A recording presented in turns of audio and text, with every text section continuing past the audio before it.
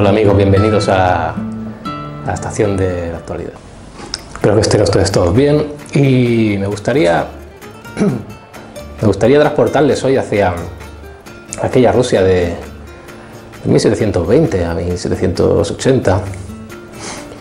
Ya nos enmarcamos en ese despotismo ilustrado que ya en toda Europa pues ya es renaciente. Aquello de todo por el pueblo, pero sin el pueblo, de nuestros monarcas, el cual salió muy bien y tenemos un buen recuerdo de aquello de Carlos III, sobre todo en Madrid, de aquel despotismo ilustrado.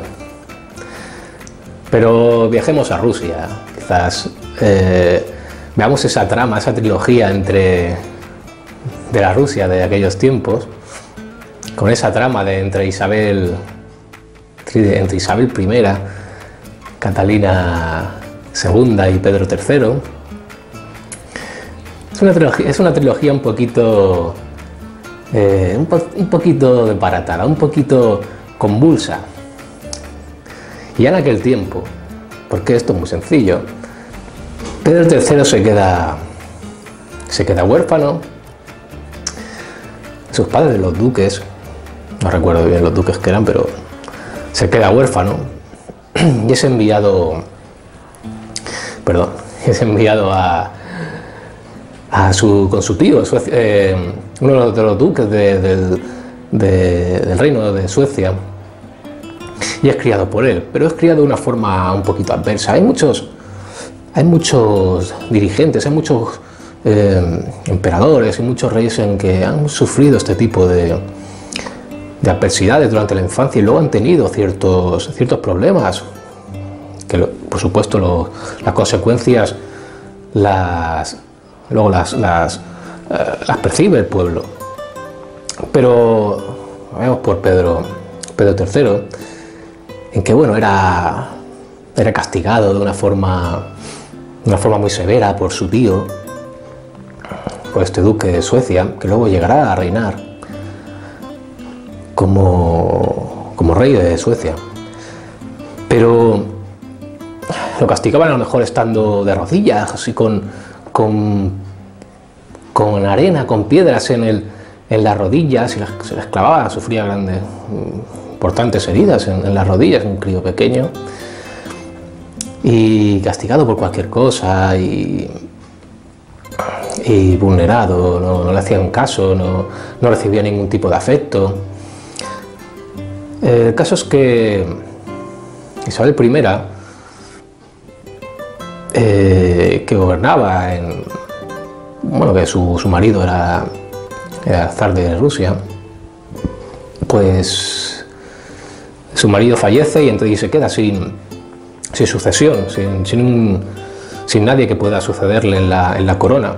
Entonces llama a su sobrino, que era sobrino, Pedro III, lo llama de Suecia para que venga a Rusia y que esté allí con ella para prepararle para ser rey de Rusia. La gente quizá le tenga un poco de pena a Pedro III, yo no se la tengo, porque miren ustedes, era un alcohólico, se evadía aquella falta de cariño, no tuvo cierta educación solo de militar, un poco de educación militar, pero él no quería aprender, no le interesaba nada, era muy infantil, mucho, una persona realmente no estaba preparada para el cargo. Y Isabel I le puso mucho empeño para que este sobrino suyo, heredero a la corona, pues pudiera gobernar con cierta garantía, pero es que era imposible. Era realmente infantil, era iluso, y alcohólico. ¿Qué sucede? Que, por supuesto, Isabel I pues ya le busca una mujer para que este señor pueda tener descendencia. pueda casarse y reinar con una esposa. La busca también con otro prusiano, porque Pedro III en principio nace en Prusia, y incluso el ruso le costó aprender, mantenía sus ciertas tradiciones todavía alemanas, prusianas, que entonces sería Prusia. Y por supuesto que busca a una chica, un ducado que era sobrina también del rey. Bueno, el caso es que Catalina II la manda a venir a esta señorita y la empareja con su hijo. Ella asume el reino también se casa con el príncipe, con Pedro III, a la edad de 16 años, y ella por supuesto pasan a ese estado de matrimonio, y ella por supuesto ve lo que es Pedro III. Es una persona totalmente infantil, rehuye de cualquier contacto sexual pudiera tener con ella, no quería ir con ninguna. Dicen que tenía fimosis, y sí que después de operarle de fimosis, pues el hombre pues mantiene ciertas relaciones sexuales, pero escasas, y con una persona que era su amante, la cual tenía mucho aprecio.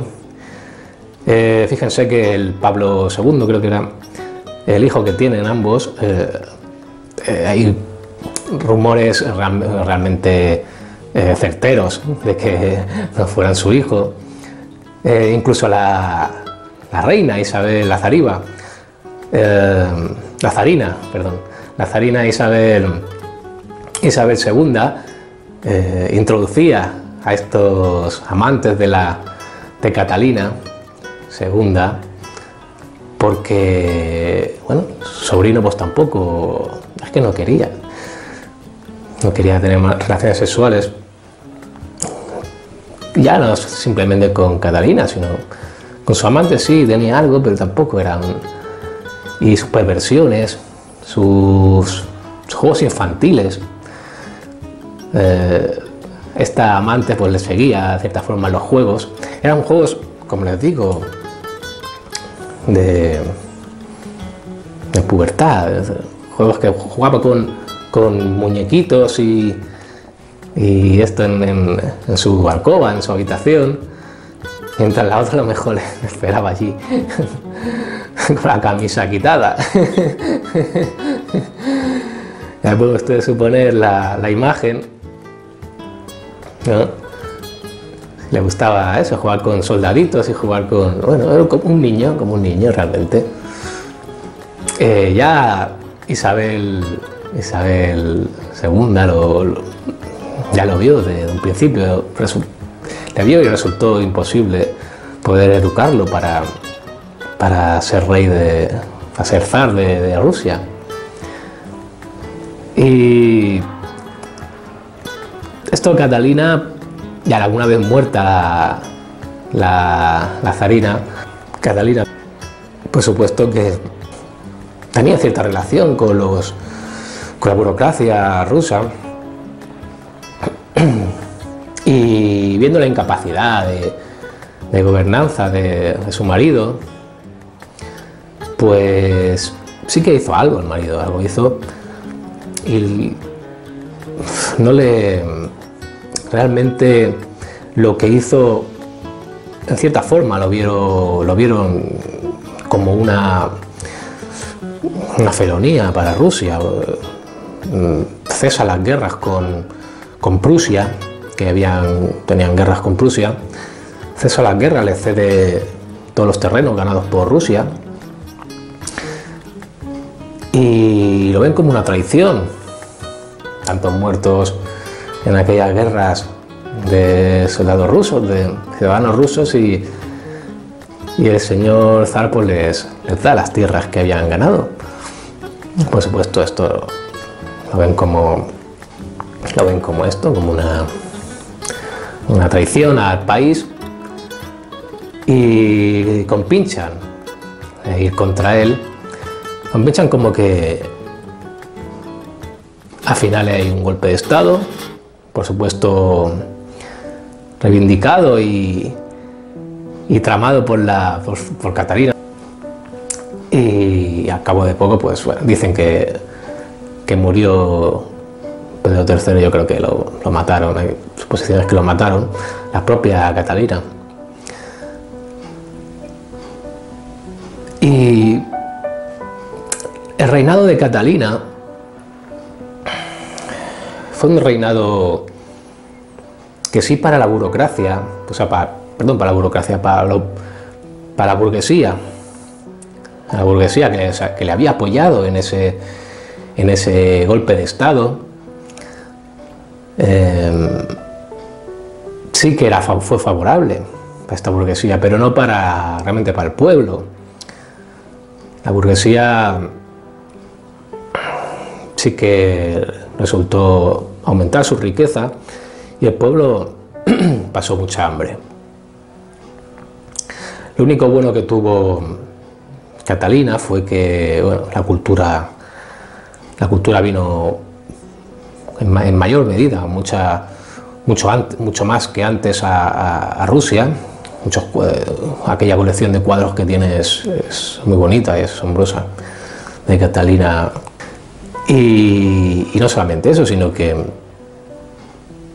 ese despotismo ilustrado pues inunda también a los burgueses. La Ilustración llega con más fuerza a Rusia, pero el pueblo lo pasó bastante mal, la verdad, lo pasó bastante mal. Una época de hambre, de guerra, y fíjense ustedes la casualidad de que Catalina está enterrada en San Petersburgo, en la catedral de Pedro y Pablo. ¿A qué les suena a ustedes estos nombres? Pedro y Pablo. Bueno, señores, vayamos a las noticias.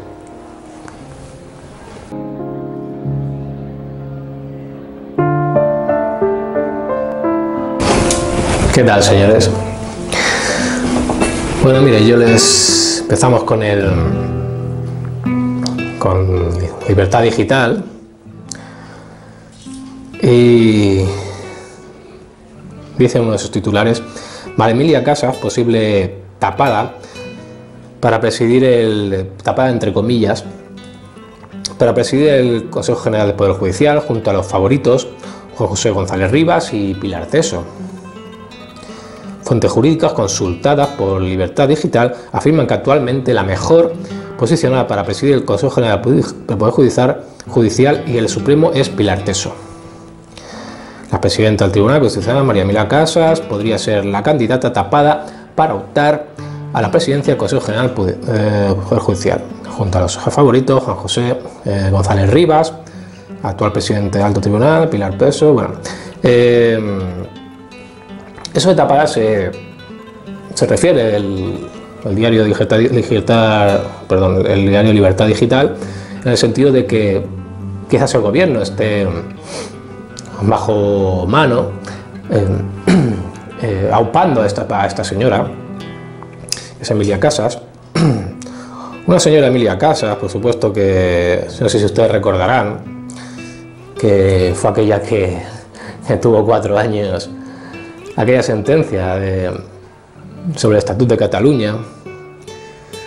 Un Estatut de Cataluña que fue denunciado al Tribunal Constitucional porque se veía claramente que varios puntos de ese Estatut de Cataluña eran inconstitucionales. Esta señora pues mantuvo alargó todo lo que pudo esa resolución. Y bueno, tienen copado el PSOE, tiene copado no solamente ya la Fiscalía, sino que quieren también acaparar la presidencia del Consejo General del Poder Judicial. Una presidencia que lo que realiza, al fin y al cabo sus funciones son las de... Pues la función principal del Consejo General Judicial es la de regular a los jueces, la de poder sancionarlos, la de poder abrir expedientes, la de poder realizar la distribución de estos mismos en un pueblo, pues, que lo dirija a un pueblo, que lo dirija a otro, que les da la autorización para ello, para ser trasladados, para ocupar un juzgado o otro, las de que puedan ascender.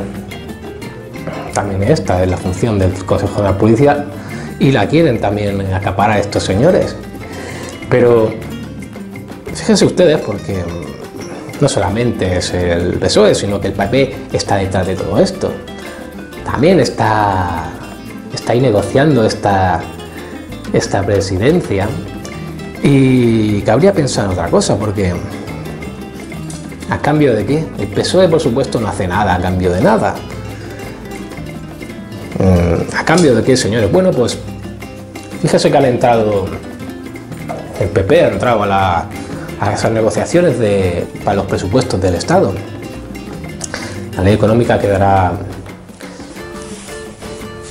la carta blanca a los presupuestos generales del Estado, y están en negociaciones con el PSOE y el PP.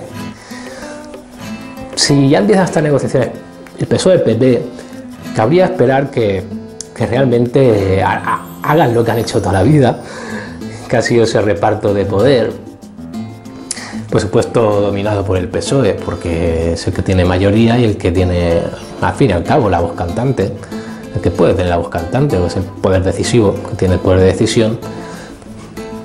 Y en cambio, a ver qué concesiones, a ver a qué acuerdos pueden llegar con el PSOE, entre el PSOE y el PP.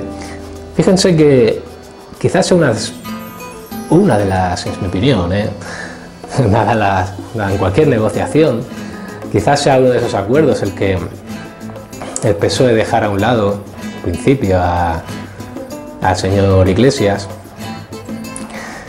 y quizás no pongan tantos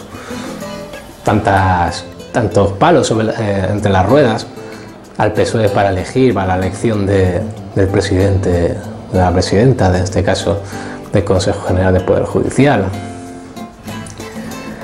Ciudadanos, por supuesto, queda al margen y queda, entre comillas humillado. Hay un titular del Público que he leído antes, el cual decía que el PP humilla a Ciudadanos. Señores del Público, por favor.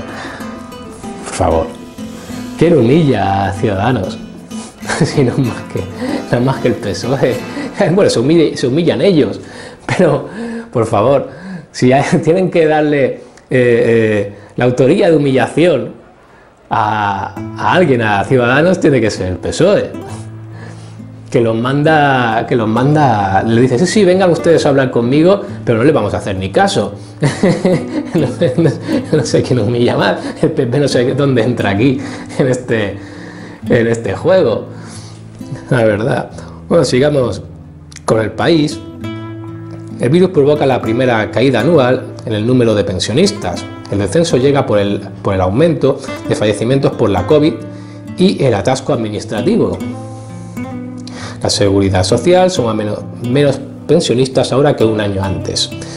En septiembre y en octubre, cuando había 8.800.000 tal, se contabilizaron menos pensionistas de los que reflejaba la estadística en los mismos meses de 2019.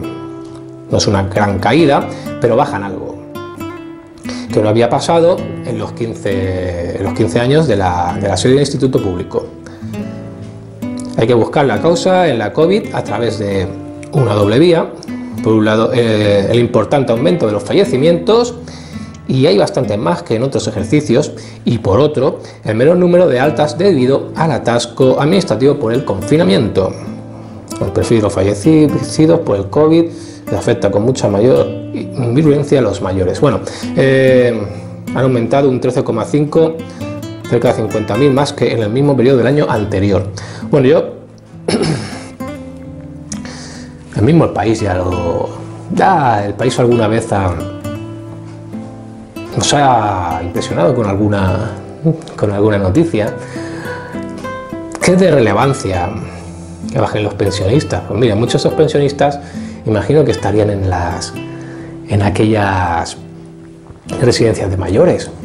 ¿No, señor Iglesias? ¿Por qué no se lee un poquito usted El País, que seguro que se lo lee todos los días? Más bien por su fatuidad. Supongo que le enorgullece. Pero aparte de enorgullecerse, tendría usted que darse cuenta que los fallecidos son... Sí, que hay virulencia, más virulencia, por supuesto, en el virus, las personas mayores, pero habría que mirar de estos señores pensionistas cuántos estaban en residencias. ¿No? ¿O no murieron tantas personas en residencias, señor Iglesias? ¿Usted qué cree? ¿Usted que era el responsable de las residencias? ¿O usted que le afecta a estas personas mayores, a estos pensionistas? ¿Usted le afectan directamente? ¿Usted era el responsable? ¿Por qué no se lee usted El País y ve ese aumento de la mortalidad en personas mayores? Ya no solamente le comento a usted esto, sino a la Generalitat de Cataluña, que tenía como protocolos, y me hago siempre eco, cuidado, de las noticias en los medios informativos. Simplemente doy mi opinión. Y quisiera también trasladar esa obligación y esa responsabilidad a la Generalitat de Cataluña. Una responsabilidad que creo que está más que acreditada, no solamente la del señor Iglesias, sino las comunidades autónomas. Ahora ya no sé cómo, pero bueno, a mí no, eso de a toro pasado, la verdad es que cuando hay una responsabilidad, una supuesta responsabilidad criminal sobre estos hechos, pues habría que mirárselo. Eso de a toro pasado, me parece a mí que eso no caduca tan pronto, ¿verdad, señor Iglesias? Para la justicia. Me gustaría trasladar esa responsabilidad al gobierno de la Generalitat, que tenía unos supuestos protocolos criminales, porque señores, usted no sé si apelarán a un estado de guerra, pero que yo sepa no se ha firmado ningún tratado de guerra ni nada por el estilo. Y si lo hubiera, pues bueno, quizás tendrían ustedes razón, pero que yo sepa no se hizo. No estamos en guerras con ningún país, sí encubierta, y ustedes son una de las partes belicosas, en mi opinión. Una guerra entapada, como aquellas guerras como aquellos conflictos en la Guerra Fría, que muchos no eran armados, pero eran conflictos igual. Estamos en uno de ellos, estamos, para mí, en mi entender, en mi opinión, esto es una tercera guerra mundial. Pero no nos vayamos por las ramas, y quisiera centrar esa responsabilidad del gobierno, donde tenía esos protocolos a los cuales personas de no sé qué edad debían ser dejadas de la mano de Dios.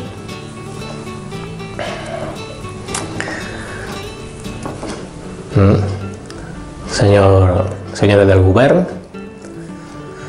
espero que ustedes den explicaciones en los tribunales. Veremos con el público, este diario que me gusta mucho, la alianza entre los... Ustedes atentos, no sé si me voy a contener, porque... La verdad que el diario público es un diario que sería de interés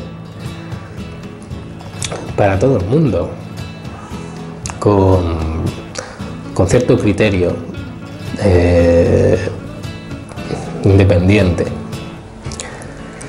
Miren, leo la portada, leo el titular. Las alianzas entre los neocon, la Iglesia y Vox para agitar los consensos que consiguió el feminismo. Para agitar los consensos que consiguió el feminismo. Bueno, ustedes van mirando, yo ahora les voy a seguir leyendo, agitar los consensos, pero fíjense que primero lo que transgreden, lo que es la gramática, según principio, pero después inventan cierta gramática simbológica, con simbología, para que solamente quizás sea entendida entre sus círculos, entre sergos, esos señores partidistas quizás, ¿no? Que se mueven en estos ambientes quizás. Miren como estos señores, porque uno de esos instrumentos para alcanzar, digamos, el poder es crear una simbología, crear una gramática propia de aquellos que intentan alcanzar el poder,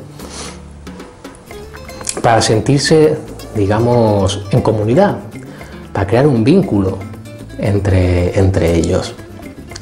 Fíjense que empiezan con el neocon. Esta es una palabra ya, digamos, en época, bueno, sigo estudiando en la universidad, pero ya se escuchaban este tipo de palabras, o neocapitalista. Fíjense, la Iglesia y Vox para agitar los consensos que consiguió el feminismo. Ya digamos que dice agitar para no decir erradicar o abolir, ¿no?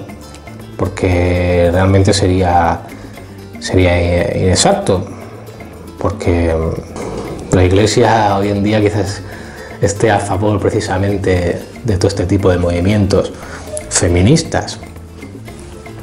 Fíjense, una Iglesia que no ha dicho nada contra, no se ha puesto frontalmente contra, por ejemplo, el aborto o otras, este tipo de ideologías. Yo sigo un informe de la Fundación Rosa Luxemburgo. No sé si ustedes saben quién es Rosa Luxemburgo. Rosa Luxemburgo es una mujer comunista que surge, un movimiento comunista que surge en la República de Weimar, allá en Alemania, tras la Primera Guerra Mundial. Y si ya fíjese, la Fundación Rosa Luxemburgo analiza las relaciones entre los grupos ultraderechistas. Ultraderechista, bueno, es un término que lo apodan ellos, que lo titulan ellos, por supuesto. Yo no le voy a quitar esa potestad, ¿no? Pero no sé, estos señores a qué llamarán ultraderechista, bueno, que forman el movimiento antifeminista en España. De verdad es que me lo paso muy bien leyendo el público, ¿eh? Yo se lo prometo, la verdad es que me gusta. Que analiza las relaciones entre los grupos ultraderechistas que forman el movimiento antifeminista en España. Que yo sepa, hablan aquí de Vox, hablan aquí de Vox y de la Iglesia. Que yo sepa,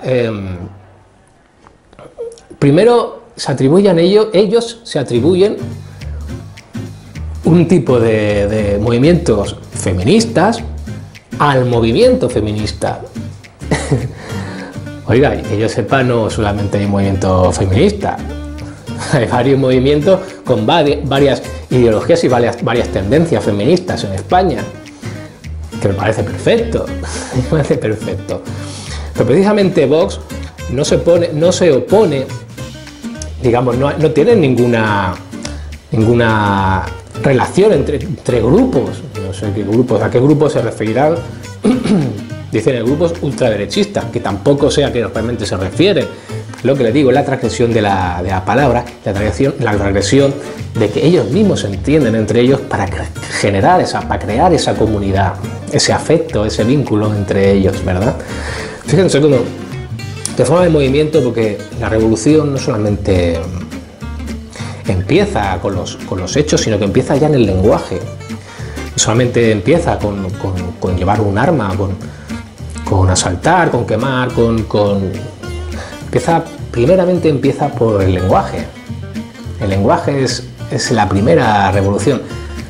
Y en el lenguaje se encuentra la derivación del arte.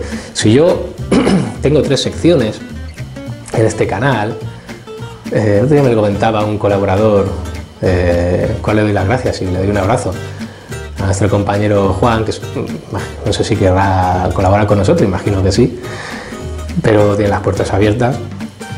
Pero me lo comentaba, tú coméntalo, y le voy a hacer caso, porque quiero que ustedes reflexionen y que lleguen ustedes a esa reflexión. Pero bueno, se lo voy a contar y les voy a quitar ese trabajo, ¿verdad? Si yo tengo 3 secciones en este canal, la 30 Visión, estación, son esas 3 estaciones, que son la estación de la actualidad, aquí en la cafetería de la estación, ¿verdad?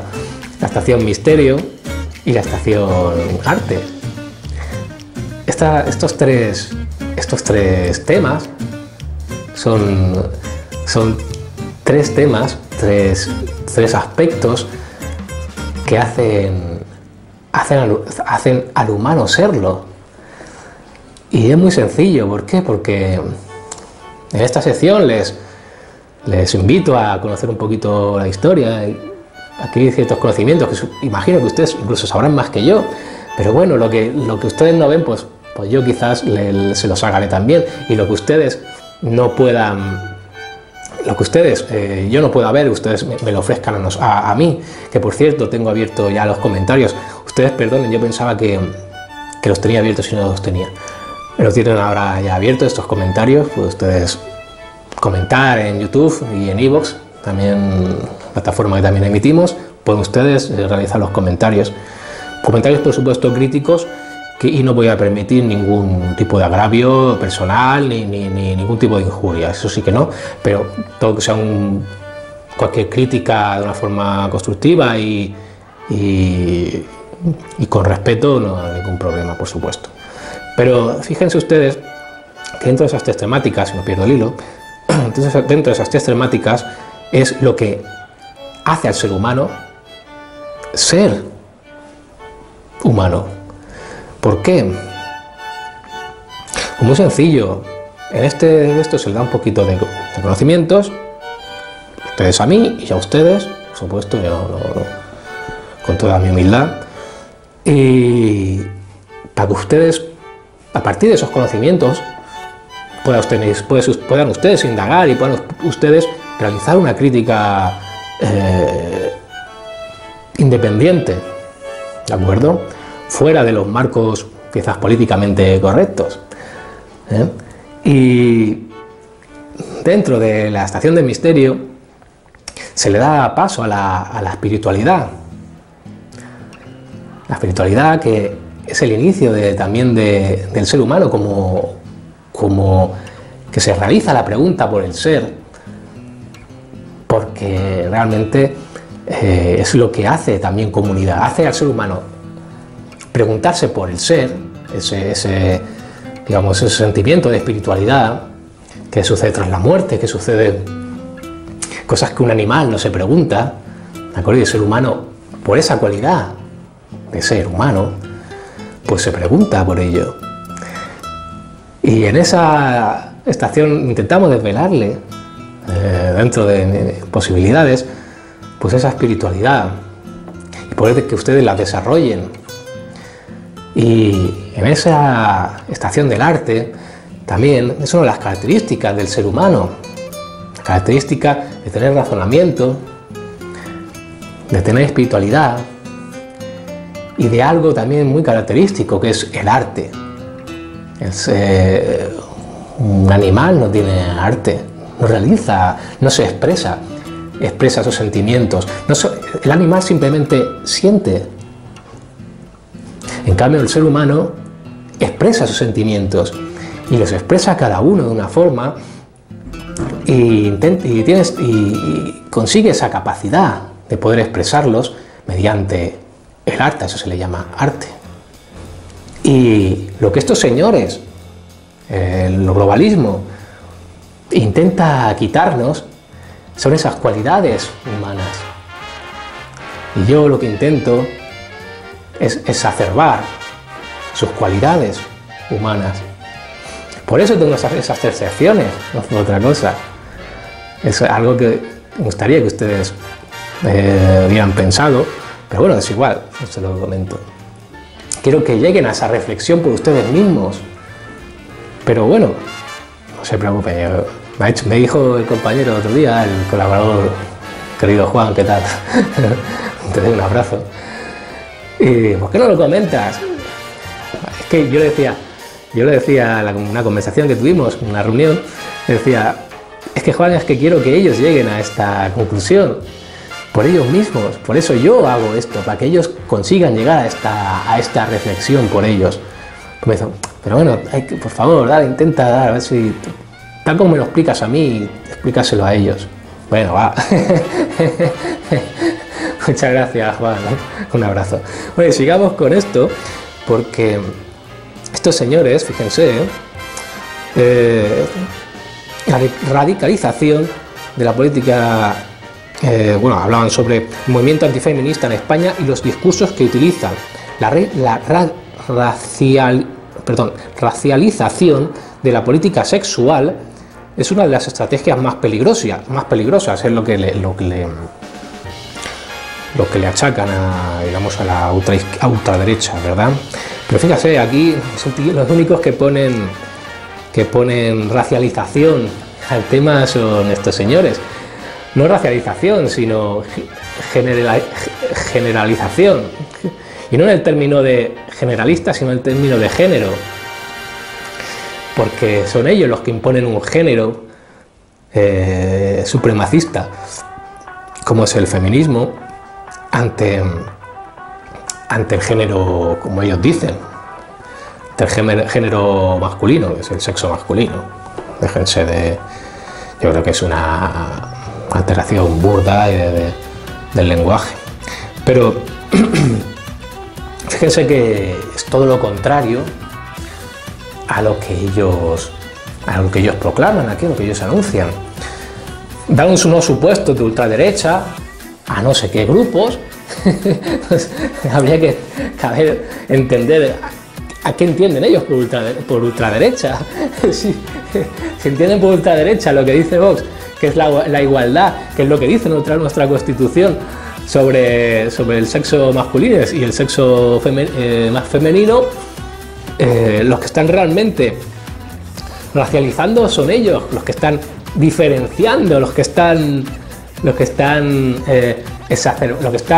elevando uno sobre el otro, un género, un sexo sobre el otro, son ellos. Entonces, en cierta forma, es una racialización de la sexualidad. No es por raza, sino por sexo, que es una discriminación.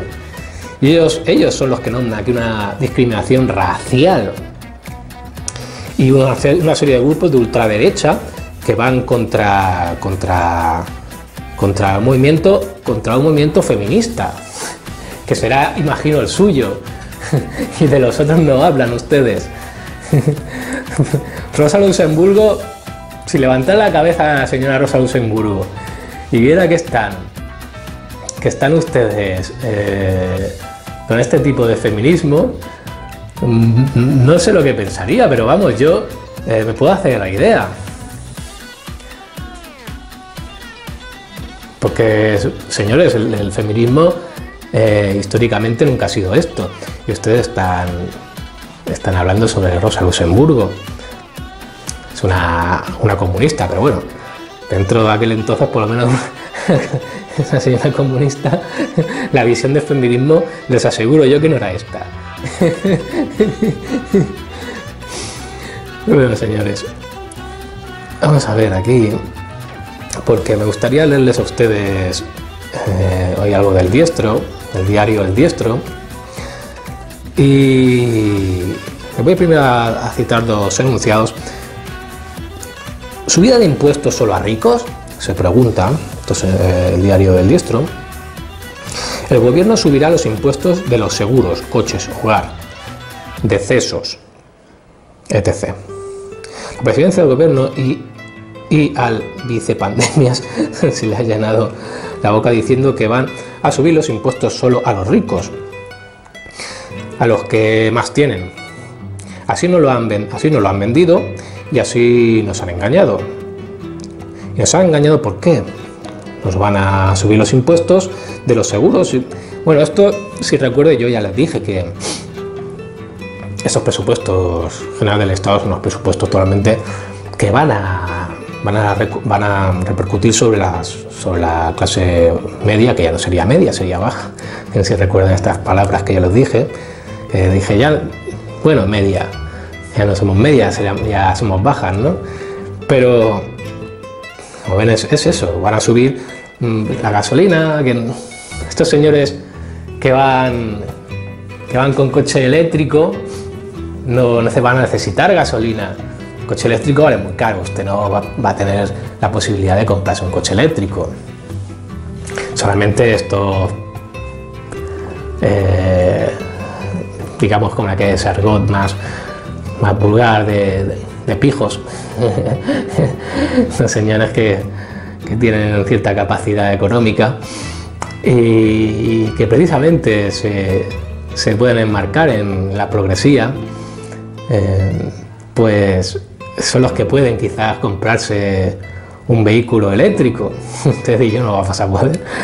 Y siempre estos señores no les van a subir los impuestos por ese coche eléctrico, ya que les ha costado más caro y tienen un nivel adquisitorio más alto, pues lo lógico es que se le subiera el impuesto de circulación a estos señores. No, se lo van a subir a usted y le van a subir los impuestos a usted de la gasolina, del seguro y de una serie de otro tipo de aseguranzas, como puede ser la del hogar o algo que usted, una persona humilde, tiene que asegurar, porque claro, imagínese que le roban en casa, no van a robar a un señor que tiene a un vigilante ahí en su casa, un compañero vigilante, o una alarma de última generación. Van a robarle a usted, por supuesto, que no tiene dinero ni para pagar esa cuota de alarma ni para alarma efectiva. Hay mucho tipo de alarma, por supuesto. No va a ser para usted. Es a usted a quien le van a subir los impuestos, eso sí. Miren, le voy a leer lo anterior, que estaba, porque había esto, que la otra noticia, que el Diestro, gran logro de la asociación Plataforma Elecciones Transparentes en su lucha. Aunque en silencio, la asociación Plataforma Elecciones Transparentes sigue intentando investigar las irregularidades que ya detectaron en su momento cuando hicieron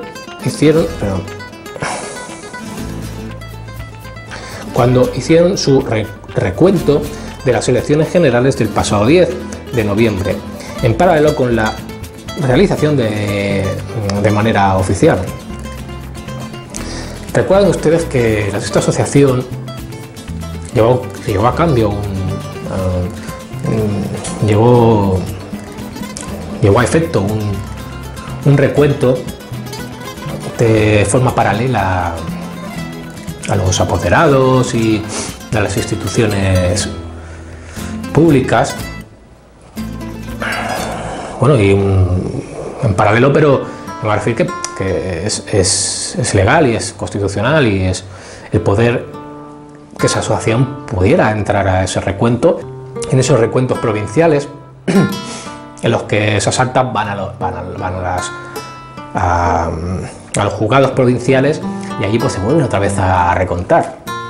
Bueno, pues estos señores fueron allí, muy bien hecho, porque vieron que habían graves irregularidades sobre el tema.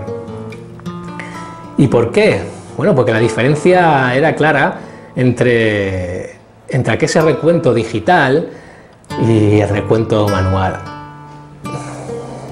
¿No les suena a ustedes algo eso? A las elecciones estadounidenses.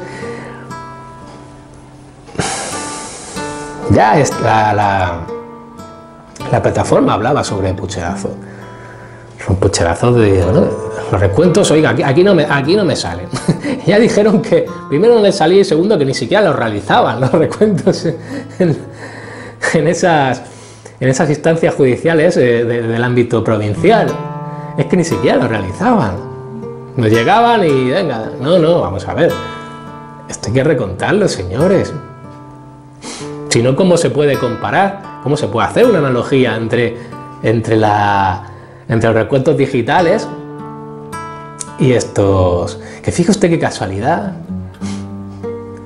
que el CIS también daba como ganador al señor Sánchez, y después de una gestión que yo realmente, a mí me sorprendió que el señor Sánchez saliera presidente en esas segundas elecciones.